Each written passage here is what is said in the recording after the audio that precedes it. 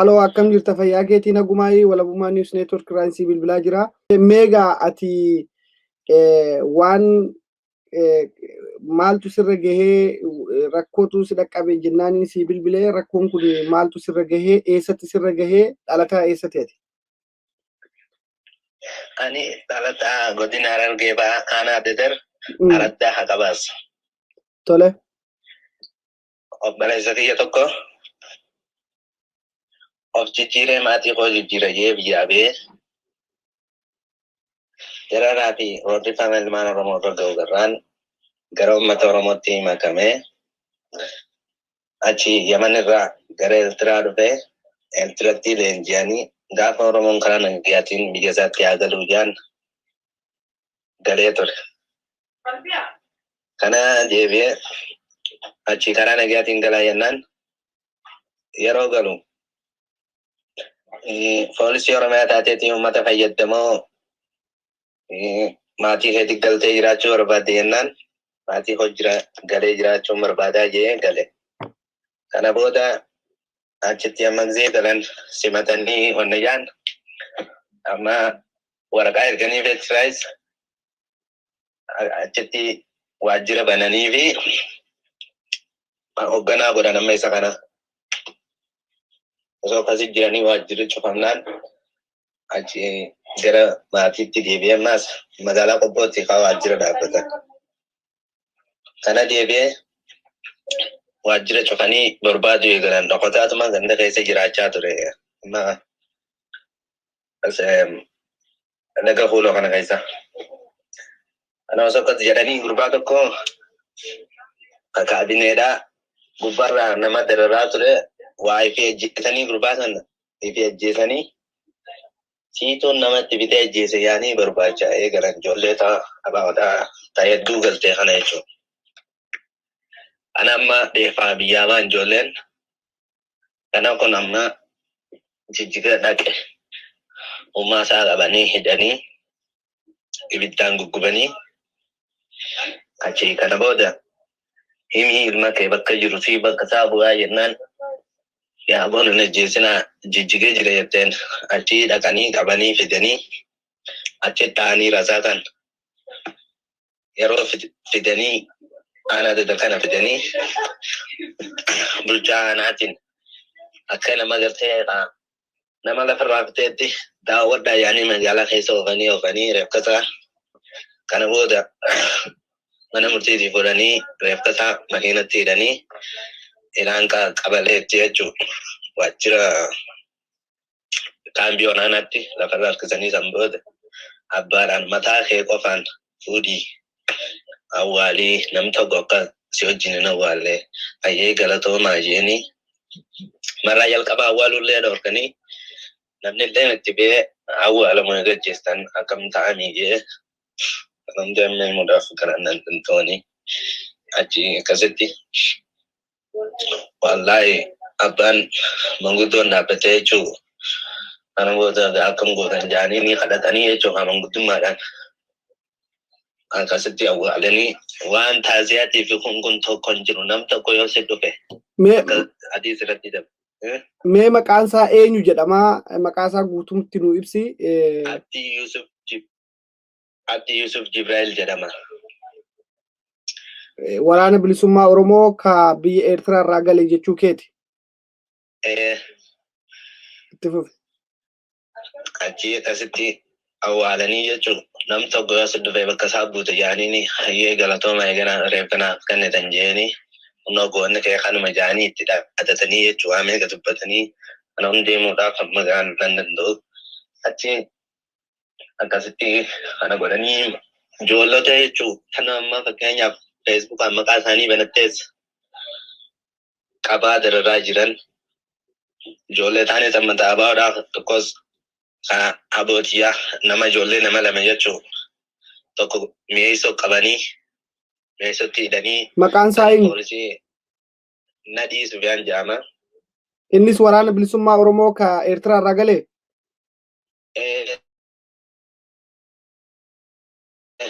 Ka biraa eenyu maqaan isaa?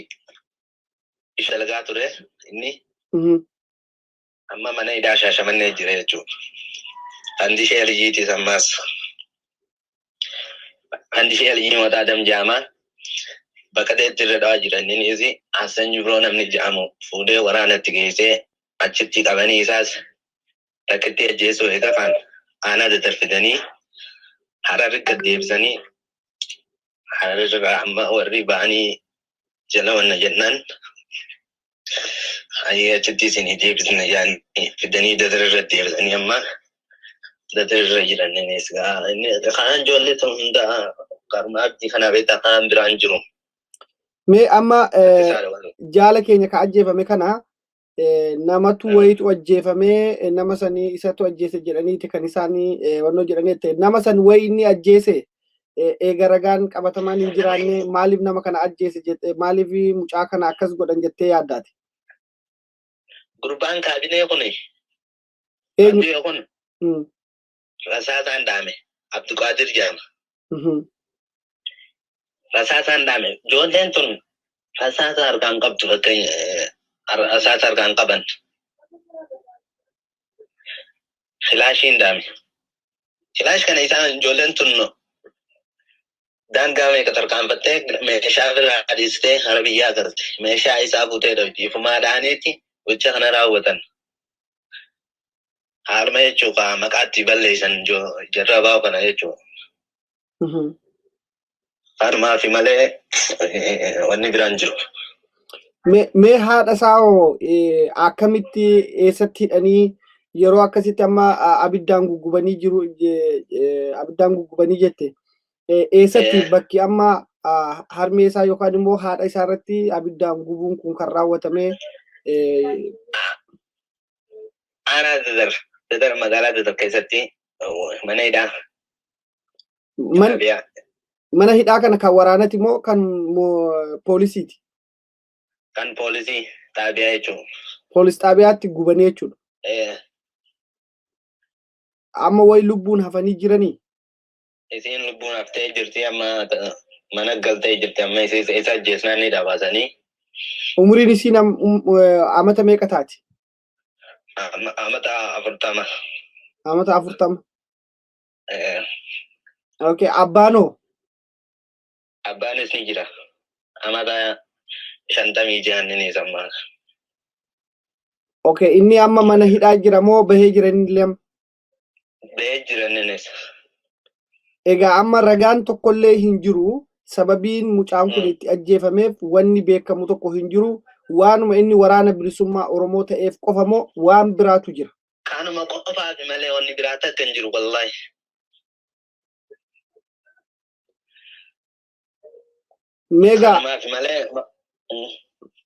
Meegaa amma wanni hundumtuu amma obboleeyyan ijoollee habootiyyaattis jettee jirtaa isaanis maqaa isaanii kaastee jirtaa. Isaan martinuu akkasumatti waanuma waraana bilisummaa Oromoo ta'aniif adamsamanii qabamanii mana hidhaa keessatti raarfamaa jiru jechuudha. Sanumaa fi malee rakkoon takka wanni biraan jirtu. Ijoollee tanaas abbaadhaan bakka garreeddoo hin afarramii jedhaniin. Eessatti jedhama kun? Araddaa qabaas tana keessatti. Okay, ijoolleen tun araddaadhuma takka irraa dhufte jechuudha bakkuma tokko jechuudha. Araddaa takka. Namni kana gochaa jiru kun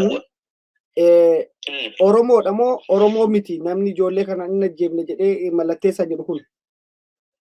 Oromoo obbijuu hogaanan tana obbijuu mana duraanis nu bitaa turte tana nu hidhaa turte tana. Itti fufi. Isaan mana kabraa hin jiru. Mee amma gaa maatii kanarra rakkoon hammi kun gahee jira. Obboleessa kanas egaa amma ajjeesanii reeffa isaa lafarra harkisanii jette. Egaa ajjeesanii booda akka inni hin awwaallamnes godhanii jiranii jette. Isaan booda hawaasatu gaafatee akka hawaasni awwaallamu godhee jette. Kana hundumayyuu sirna Abiyyii kana keessatti amma yeroo ammaa kana keessatti jechuudha amma wanni raawwatamaa jiru. Hammami amma egaa wanni kun raawwatame? Guyyaa 25. Guyyaa 25. Diseembar 25 jechuudha. Egaa mee asirratti ati akka nama tokkootitti wanti amma uummata Oromootti dhaamuu barbaadu yookaan immoo wanti ati amma rakkoon amma gahe kun uummata Oromoo mararra gahaa jira. Namoonni kunoo waan Oromoo ta'aniif rakkoon ajjeechaa suukanneessaa irratti raawwatamaa jira. Akkasumatti haati qabsaa'otaa fi abbaan qabsaa'otaa illee mana keessatti dararamaa jiranii gariidhaan immoo mallatteessaa jechaanii jiranii. Warri mallatteessaa jedhan sun hin mallatteessaa moo hin mallatteessine? Ijoollee teenya nuti garaan nu danda'u bakka numa duubatti akka gootan godhaa jaaniituma dheeffate warrinis. Warri jalaa badan. Numa duubatti akka gootan godhaa malee osoo garaan nu harkuu hin dandeenyu jaaneetuma jalaa badan. Kana. Wanni kun Oromoo hundarraa gahaa jira. Oromoon takka amma akka argeessanitti ijoolleen qeeroodhaa baqattee jirtu wallaahi. Jiraachuun itti ulfaatee baqatanii jiran. Meeqa amma nagaan bu'ee filannoo dhanfaa deemnaa jechaa jiranii. Amma akkamittiin wanni kun waan uummanni deebisee nagaatti deebi'ee filannoon deebi'eetti filannoo deeman sitti fakkaata amma haala amma jiran kanaan. Haala kanatti filannoon kaayoonuma nama ajjeesaa kan isaan hin filanne ajjeesaatuma deeman malee filannoon jaamtu qaatun ofumaaf ibsuuman malee kana namni waan filatu hin qabu. Haala kanatti namni isaa filatetti. Amma mucaan amma wareegame kun jaala keenya kana maqaa isaa inni yaadanne. Mee namni kun waajjira adda bilisummaa Oromoo magaalaa Qobbootti itti gaafatamaadha jette. Akkas waajjirri sun jira moo inni cufamoo hin diigan? Inni cufame manni kanuma isaaniitti beektaa turaanis isaan maatu laateef malee gaafa tola godhanii jijjiirama waliin finne ijaan sana.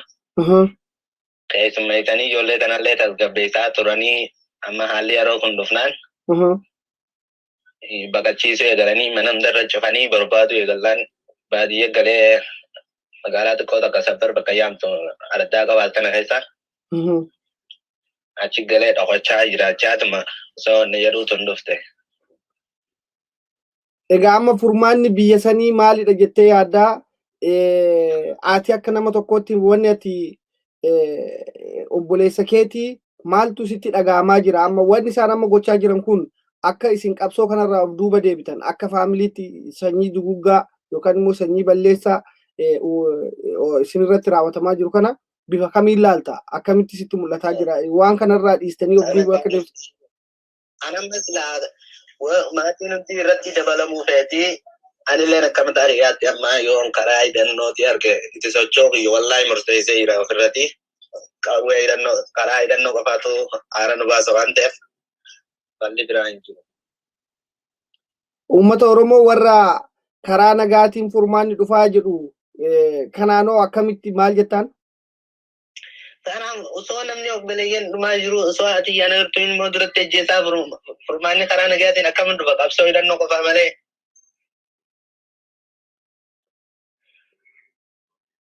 Itti fufi haasa'e. Itti fufi yaada kee kennu. Haalli Oromiyaa keessa jiru baay'ee nama yaachisaa ijoolleen qeerroo Oromiyaa keessa jirtu takka mana hin jirtu ammas jeneraala taate yaadaniitiin ijoollee waraanuma isin ofne jaaniin dhumaatii waraana duraa dhume kana bakka buufachuudhaaf ijoollee barbaadaa jiran ijoolleen baqattee jirti amma takka biyya keessatti hin argamtu wallaahi qe'ee duratti. Kanaafuu wanni imimmaan kana nurraa qabsoo hidhannoo qofa malee furmaanni biraa ni argama jeeyyaatu akkama taa'uuti jedha. Galatoomi amma jaala keenya kan wareegame kana inni gaa karaa nagaatiin qabsaa jedhee biyyatti deebi'ee isaan immoo amma isaaniin fixanii namoota biraa immoo koottaa qabsaadhaa jedhu nama qabsaa'e nama biyya isaatiif qabsoo godhe ajjeesanii namoota kaaniin immoo koottaa qabsaa yeroo jedhan wanti kun waliin faalleessu. Wal faalleessa dhumaatii waraana duraa bu'ee fixuudhaaf ijoollee achi oofanii ammaas kana ijaan malee Oromoo haalatti fixan yaaduuf malee wanni biraa jiru siyaasa isaaniitti duraanis. Wannummaan isaanii warra qabsoo saba isaaniitiif qabsaan ijoolleen kun akkaatinaan jettetti gammoojjii Yaman irraa deebi'anii ilaa Eertiraa deemanii leenjifamanii gara biyya isaaniitti karaa nagaatiin qabsoofna jedhanii adda bilisummaa Oromoo wajjin biyyatti galanii jette. Eega ijoolleen kun karaa nagaa galanii lammata wayi poolisii Oromiyaatti koottaa dabalamaa jedhanii wayi didanii. Ijoollee mucaa fandishee kana akkuma leenjeetti aanin fadu jee gale kunis. Nadiin kun leenjeetti amata tokko hojjeteefii jira. Amma amata geenyeemi amata tokko hojjeteefii jira. Kunis amma haala walin laalee waan deemaa jiru arkee anin barbaadu jedhee meeshaa kanneefii gale. Isaanumatu nagaan galche? Isaan hin galchineefumaaf gale. Anin barbaadu jedhee meeshaa isaanii tarakkabsiise. Isaanumatti kenne kan meeshaa mootummaatti kennee gale? Kana barbaachisee galanii amma achirraa kun dhufnaan achumaan hafee amma baatii jaamoo kana ta'e. Eega meeshaa kennee gale wanni isaan barbaadaniif maalidha itti yaadda? Yookaan immoo maalidha wanni itti dhageesse? Haaluma waanuma har'aan sababatti barbaadanii ittuma ajjeesan malee waan biraatii miti. Meeshaa akkasi gallaan hundubbiin duubaa taanaan barbaadamu gallaan ka'eetii akkitii karaa jijjigaa kana gakkutanii ol deebi'ee irraa amma isaa beeka.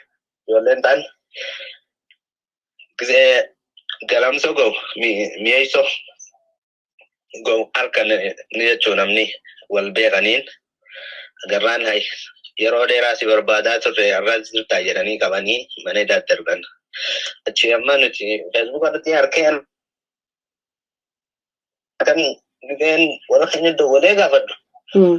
Qubaan qaba bara kanaa kanatti finfinne akka ta'e azeersaa tokko biratti yaa'anii mana jaan. Ani filoomaan kana jiraajee nama giseen baaragee nama jiruudha dawwalee azeersaatis dawwalee wanna jennu. Achi jechuun duraan dhoksanii baran sanatti ajjeesuu faana namni beetii yinaan ni jira alatti humna lubbuun yaa'anii garsiisan bakka jiru. Achi eega jiraate yaa'anii waan barbaachisu godhanii fi biraa deebi'an. Ana amma eegana barbaachisaa jajjabaannaan ni alakkee hojiirra deebisuuf barbaannaa jaanii achi fuudhanii Shaashamannatti mana hidhaa jira. Amma himannaan isarratti baname maalidha? Inaan himannaan takka hin jiru silaa himannaan jiraatte bar ni ba'a waan kana jaanii abdatanii namni qalbiidhaan sabbaree taa'amire. Rakkoo tana qabaa tanan gafitatu yaanii rakkoota kan qabu wa'u magaa duraan hundi irra deemaa jira wallaahi. Wayi mana murtiitti dhiyeessanii mana murtiitti wayi dhiyaate? Hin dhiyaanne. Hanga ammaatti mana murtiitti ni dhiyaanne? Mana murtiitti hin dhiyaanne humna ammaa 7 keessa jira. Jaalli keenya achi kabiraa'oo? Kan seerii kan amma guyyaa Abdii Duusan guyyaa san dirreedhaati namni gandaa jechuu.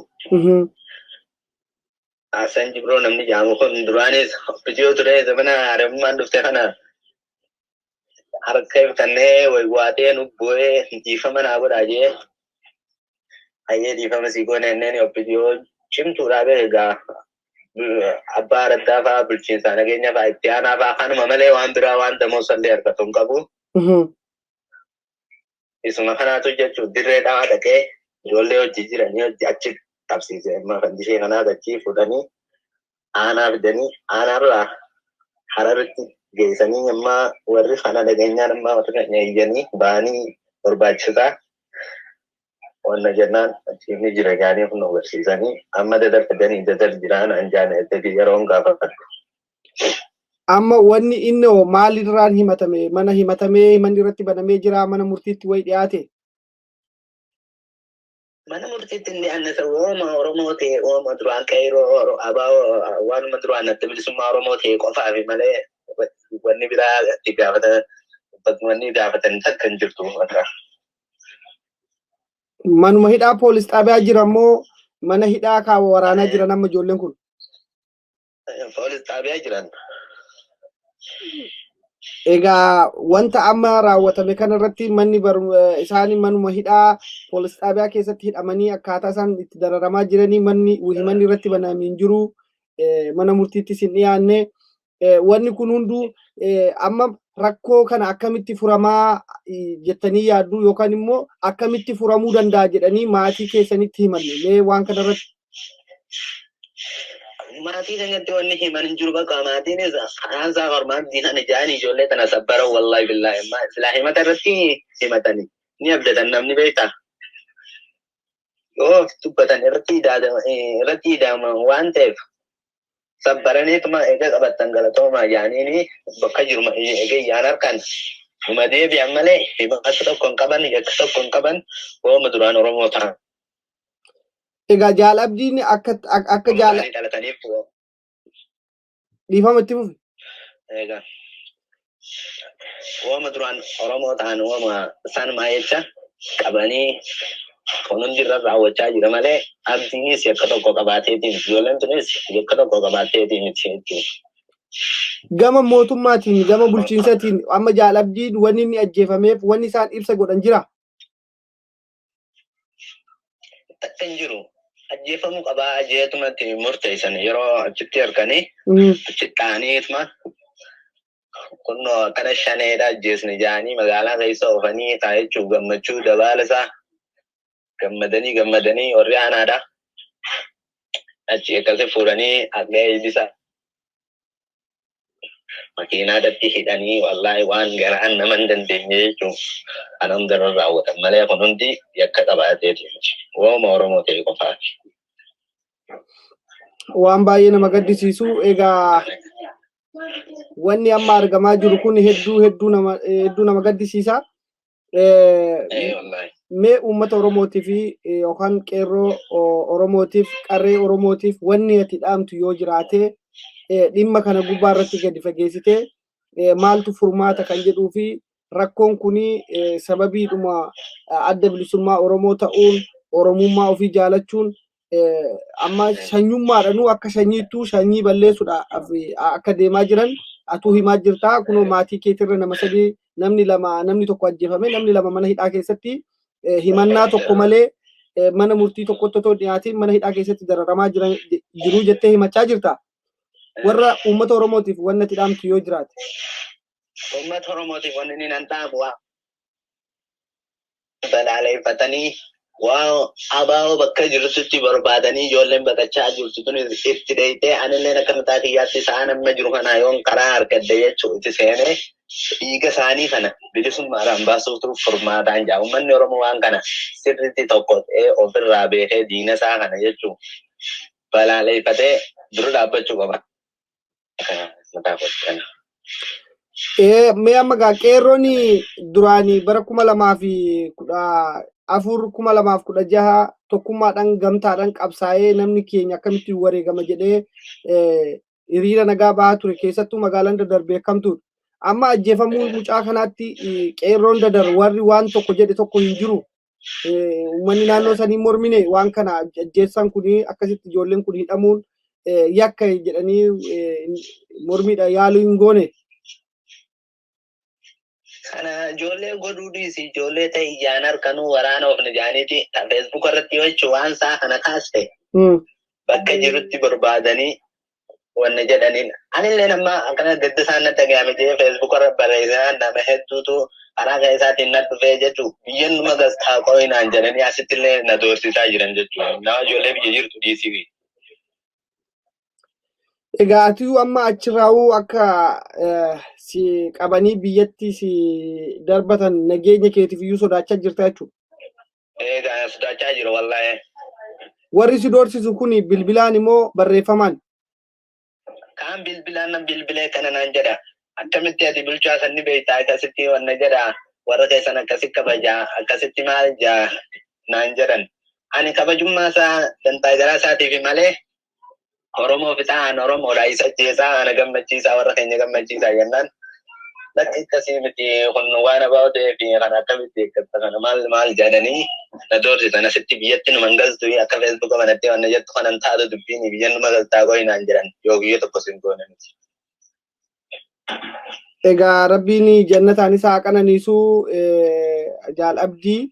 Egaa amma gadda kanayyuu maaf ibsattaa kan jedhaniyyuu akka kanayyuu si dhorkanis illee asumarraan ibsaa jirta. Wanti gaa uummanni Oromoo daasporaan ala jiru kuni ka Awustiraaliyaa jiru, ka Ameerikaa jiru, ka Awurooppaa jiru warra kanaanoo maal jettaan rakkinni kun tokkoon Oromoo irratti mana Oromoo seenaa jira. Isa kana Oromoodhaan akkamitti maal gochuu qaban jettee yaadda? Oromoon humnaan danda'u humnaan maallaqaan danda'u maallaqaan waan kana dhaabbatee gara uummanni Oromoo fadhutti waan kana dura dhaabbannoodhaan akkuma amma dura gootichi keenya obbo Jawaar Mohaammed wayyaanee tasilaa wanni meeqaan kuffifne sanuu lafatti biyyeen laaqee kunnoo warra islaammanuu taphachaa jiru kana fuudhee kursiirra kaa'ee galannisaa kana ta'e kana akkasumatti ammaas warri jiran bakka bu'anii Jawaar keenyaas Rabbiin waa baasu bakka bu'anii waan kana waan dandeemuun meeshaa bitanii ofirraa dura dhaabbatoo akka dandeeyan godhuudhaan jaakka. Galatoomii egaa mee amma Jaal Abdii kana seenaa Jaal Abdii mee guddina isaatirraa hanga amma inni wareegame kanatti biyya keessatti waan inni hojjechaa ture waan xiqqoo ishii yoo tooraan nu ibsite gaariidha. Kanaan goolabnaa maaliif Jaal Abdiin eenyu kan jedhuu fi Jaal Abdiin akkuma atuu jettee gammoojjii Yaman irraa deebi'ee ilaa Eertiraa dhaqee Eertiraa irraa leenjifamee gaafa kara nagaatiin qabsoo gochuudha biyyatti galee maatii kiyyaa waliin jiraadha jedhee egaa maatii isaa waliin jiraatee kara nagaatiin immoo waajjira bilisummaa Oromoo itti gaafatamaa magaalaa Qobboo ta'ee akka inni hojjechaa ture kan itti himte mee kana caala wanni waa'ee Jaal Abdii Gizee amma hojjeteenyu waa'ee wanna kana gizee garre uummata keenya waan irra gahaa jiru kana gizee garre ni bu'aa abdiin kun jedhee boruga isaa baana waan kana falmachuu qabnaa jeetuma haalma jechuudha uummanni Oromoo haala jiru kanaas gaafa biyya jiru jechuudha akkaataa isaaniitti wal qunnamuu barbaadaa ture yeroo kana biyya keessatti yoo afaan ol baafattee dubbatte sindii sanni qaxalamta waan ta'eef dhokreeffateetuma ofi qabeetuma ijoolluma saayibaa isaa jechuun iccitiin baasne kan maa wajjin jiraachaa osoo jiru Gizee waan kana uummata akkanatti ejaan ni boonya beektaa yeroo hedduu ni bu'aa wallaahi boo'ee nu boochi gaabbiin kuni waramma wallaahi waa isa jiru. Jabaadhu buleessa kiyyaa egaa wanni namni hunduu du'arraa hin hafu jabaadhuti wannoodhi.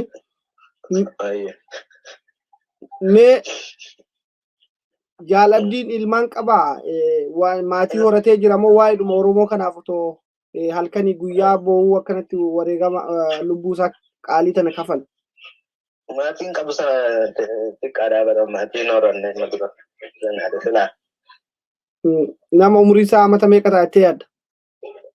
Amma 28 akkanaa jira 29 amma. Amata 29. Egaa inni waa'eedhuma qabsoo Oromoo waa'eedhuma Oromummaa isaa cunqurfamuu uummata Oromoo saamichi Oromoo irratti geggeeffamu kana kanuma irratti xiyyeeffatee jechuudha umurii isaa kana guutuu. Umurii isaa guutuu wallaahi kanuma irratti xiyyeeffachaa osoo jiru. No gaafii sana qabsoo hidhannootti seenee keessa ture akkasitti hunnoogaa carraan isaa kana godheef gaafilaa iddaaffiin isaa guyyaa boruutuu ta'u sana akkanatti jennee waliin haasofnee waan waliin jennee waan qabaniin baalamne kan isaan gomno karatti aan magaarattiin nama baalama sanarrattiin bakkaan ta'u rabbi naa godhu. Otoo inni wareegamin dura guyyaa tokko dura waliin haasoftee turteeti? Maal jedhe? Haala yeroo kanarratti kaa maslahaasiinis dhufuu ni fedha jeefaa karaa biyyaan jiru kanaas karaa akkaatti dhufu sodaatee achumaan firraa gad deemee obboleettii isaa takkaatu Yaman jira. Maan kanaan ootti jetteeni Indee mullee jedhee amma kanatti mucaan tokko qabame rabbi abaasi jee daawii godinaan jee. Egaa waa'ee goonaa laafiin ajjeesanii duunis dhiirummaadhaa dura dhaabbatanii waan isaan barbaadaniin deebisnaa fi akka isaan dhufanitti deebisnaa fi kanaa jechaan baqattuullee eeguma jedhe. Ati akkasii miti uummanni hundi deemsaaluu fi namatti taphatanii yeroo ammaa kana keessatti jaaniin ijoolleen ala jirtus nama onnateetu waa tajaajilaaniin kun galaanni dabra abbaa keessa seene ammoo ni fuudhaa jaaniin akkasitti. Osoo akkasirra jiru lubbuun isaa hoftee rabbi jannataan kadhanii sunis hin galatoomaa waan jiran oolchuu keessanitti. Ayyee amma mee asirra otoo kana birra hin gahin Jaal Abdiin otoo gara Yamanitti imaluudhaaf deemaa jiru rakkoo nama biyya keessatti jiraachuusaa akka inni hin dandeenye eega murteeffatee deemaa jiru kana jala bu'anii dhaqanii Jijjigaatti qaban jechuudha. Jijjiga qabatee achitti Yamanitti deemaa jira amma sila. Okay. Egaa mee dhaamsa irraa maayii wanti itti dhaamtu yoo jiraatte uummata Oromootii fi yookaan immoo wanni naafee jira wanni amma haasa'e kana keessatti waan inni raafadhee jira wanta kanatti na ida'aatii qilleensa irra oolchaa wanni jettoo jiraatte itti ida'iitii asuma irratti goolabna. Wanni kun osoo teenyuu gochi lammadaa akkanatti hin dhufne waan kana namni tokko ta'ee balaaleeffatee waan kana gara qabsoo hidhannootti deebi'uun qabaan jaamaleen yaadni kiyya wanni eenyummaan kadhannoo ba'aa qabsoo hidhannoo biraa hin jiru kanumaan qabanii yaada. Ayyee waan yaada kennu kenniteef galatoomii horii bulii deeban isin jenna. Egaa yeroo gaarii qabaadhu guyyaa gaarii siif haa ta'uun jedha. Finfinnee News Network. Finfinnee News Network. Finfinnee News Networkiin aadaa, afaan, aartii fi seenaa Oromoo dagaagsa. sagalee uummataa ta'uun Qabsoo Oromoo daran finiinsuuf miidiyaalee Oromoo karaa adda addaan qabsoo sabichaa utubaa jiran kanneen akka sagalee bilisummaa Oromoo, Gadaa Miidiyaa Neetwoork, Kaayyoo Maltiimiidiyaa, Se'ifannaa Belbaal, Egeree News Network, Oromiyaa News Network, Voice of Independent Oromiyaa, Walabummaa News Networkii fi miidiyaa dhaddacha Oromoo gaaddisa tokko jalatti gurmeessuun hojii eegaluufi Finfinneen handhuura Oromiyaati. Finfinnee News Networkiin argaa fi dhageettii uummataa ta'uun Bilisummaa fi walabummaa Oromoof Oromiyaaf hojjeta. miidiyaa uummataa Finfinnee News Network deeggaruun sagalee uummataa ta'uun dirqama seenaa habaanu Finfinnee News Network.